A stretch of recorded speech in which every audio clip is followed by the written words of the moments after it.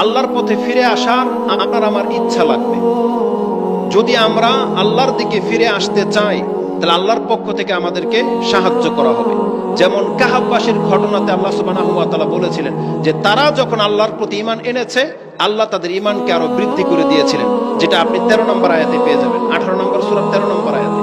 এটা হচ্ছে আল্লাহ সুবহানাহু ওয়া তাআলার প্রকৃত বৈশিষ্ট্য, যে আল্লাহ সুবহানাহু ওয়া তাআলা বলেছেন তুমি যদি আমার দিকে আধা হাত আসো, আমি তোমার দিকে 1 হাত যাব। তুমি যদি আমার দিকে হেঁটে আসো, আমি তোমার দিকে দৌড়িয়ে যাব। সেই হাদিস আমরা প্রত্যেকেই জানি, বুখারী মুসলিমের মধ্যে রয়েছে। অতএব প্রথম পদক্ষেপটা আমাদের লাগবে। আপনি প্রথম নিয়ত করেন, আপনি প্রথম চেষ্টা করেন, আপনি আল্লাহর কাছে ফিরে আসার তৌফিক কামনা করেন, তাহলে আল্লাহ সুবহানাহু ওয়া তাআলা আপনাকে তৌফিক দান করবেন। আল্লাহ জানিয়ে দিয়েছেন যে তোমরা সবাই গুমরাহ, আমি যাকে হেদায়েত করব সে ছাড়া। ফাস্তাহদুনি, আমার কাছে হেদায়েত তলব করো, আহাদিকুম, আমি তোমাদেরকে হেদায়েত দান করব। এই জন্য আল্লাহ সুবহানাহু ওয়া তাআলার কাছে ফিরে আসার একটা উপায় হলো, প্রথমে আপনি ইচ্ছা পেশ করেন।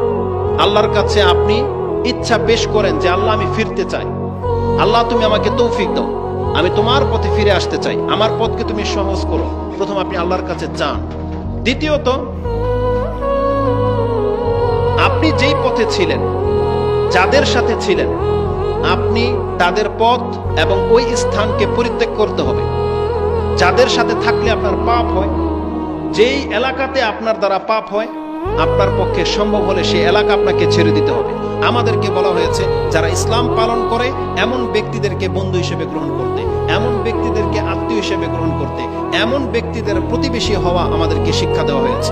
এই জন্য যারা বেদিন, যারা ধর্মকর্মে করে না, যারা নাচ গান খেলতামশা নিয়ে থাকে, এমন বন্ধু বান্ধবদেরকে আপনাদেরকে প্রত্যাখ্যান করতে হবে এবং ওই স্থান আপনাকে ছাড়তে হবে যেই স্থানে গেলে আপনার পাপ হয়। পার্ক বলেন, যে কোনো জায়গায় ঘুরতে যাওয়া বলেন, যেখানে গেলে পাপ হয় সেই জায়গাতে আপনি যেতে পারবেন না।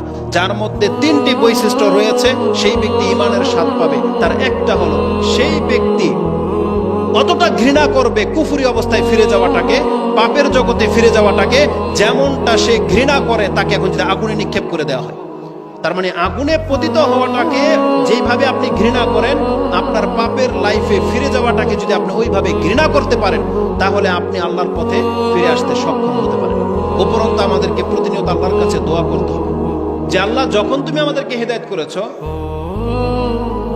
রব্বানা লা তুযিগ কুলুবানা বা'দা ইয হাদাইতানা ওয়া হাব লানা মিন লাদুনকা রাহমা ইন্নাকা আনতাল ওয়াহ্হাব, যেটা আপনি সূরা আলে ইমরান 8 নম্বর আয়াতে পেয়ে যাবেন।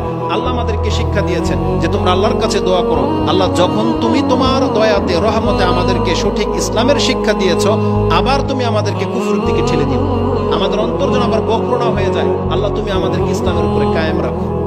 আর যখনই কোনো ব্যক্তি তওবা করে ফিরে আসবেন, আপনি জেনে নেন আল্লাহ বলেছেন বান্দা তোমার তওবাটা যেন উত্তম ভাবে হয়। যেমনটা আল্লাহ সুবহানাহু ওয়া তাআলা 66 নম্বর সূরা 8 নম্বরে বলেছেন যে ইয়া আইয়ুহাল্লাযীনা আমানু তুবু ইলাল্লাহি তাওবাতুন নাসুহ, তোমরা আল্লাহর কাছে খালেস ভাবে, খালেস অন্তর থেকে আল্লাহর কাছে ফিরে আসো।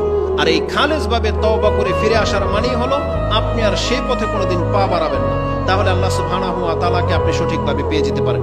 তাহলে রাসূলুল্লাহ সাল্লাল্লাহু আলাইহি ওয়াসাল্লামকে এক সাহাবী জিজ্ঞেস করেছেন, ইয়া রাসূল, এমন একটা কথা বলেন যেটা আপনার ছাড়া আর কাউকে আমার জিজ্ঞেস করার প্রয়োজন হবে না। রাসূল সাল্লাল্লাহু আলাইহি ওয়াসাল্লাম বলেছেন, কুল, তুমি বলো আমানতু বিল্লাহ, আমি আল্লাহর প্রতি ঈমান এনেছি, ফাস্তাকিম, এবং তুমি এই কথার উপরে মরার আগ পর্যন্ত কায়েম হয়ে যাও।